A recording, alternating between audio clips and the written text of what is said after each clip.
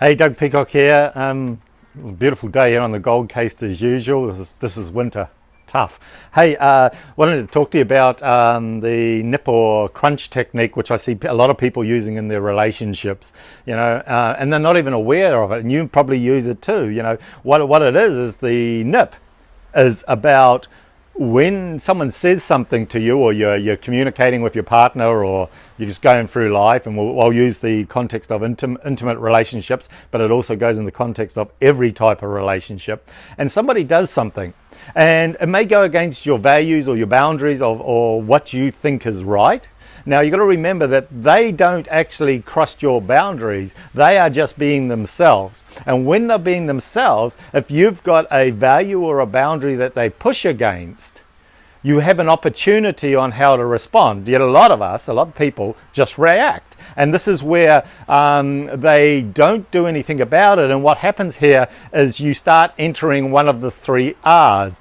Okay, the R's are resistance. The second one is resentment, and the third one is rage. Now, when we use the nip part of the nip or crunch technique, the nip is you nip it in the bud. You actually address it and say, hey, when you did X, Y, Z, this is what came up for me. This is, I felt blah, blah, blah. And you take ownership for where you are, realizing they didn't do anything, but it may be one of your values or beliefs that was crossed, boundaries.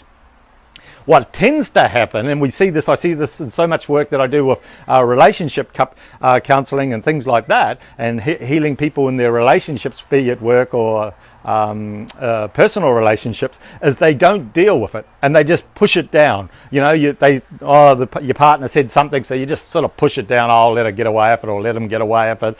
It annoyed me, but it just sits there and it sits inside of you, and it's like holding a beach ball underwater, and it just annoys the crap out of you, basically, and it just builds and builds, and they do it another time, and what happens is we begin to build resentment inside of us, and before long they don't even got to say hardly anything. They just look at you and you get peed off, and there's no real reason, but this energy inside of you is becoming like a toxic wasteland, and it's becoming unstable.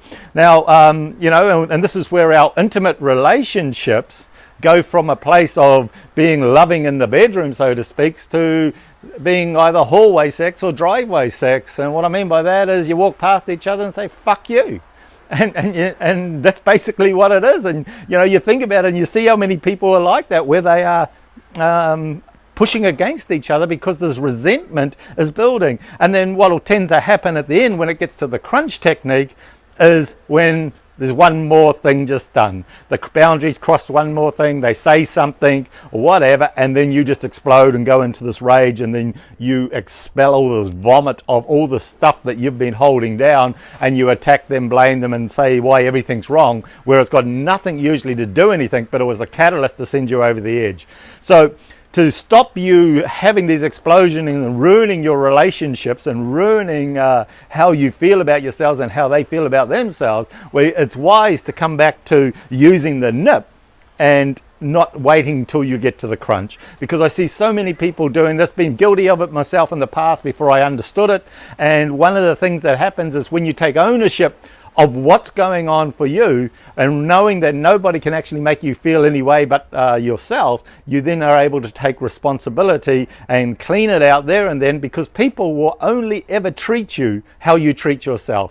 So if you're feeling bad about yourself and someone does something and you feel bad, or they treat you badly, or like they're not listening to you, you have to ask the question, where are you not listening to yourself? So all they do is reflect back to you what you're doing internally. So questions I always ask when some residue comes up against me and I feel resistance, I always ask the question, is it them? Is it what they said or what they represented to me? And then I go deeper into that on, well, if it's them, what is it about them that annoyed me?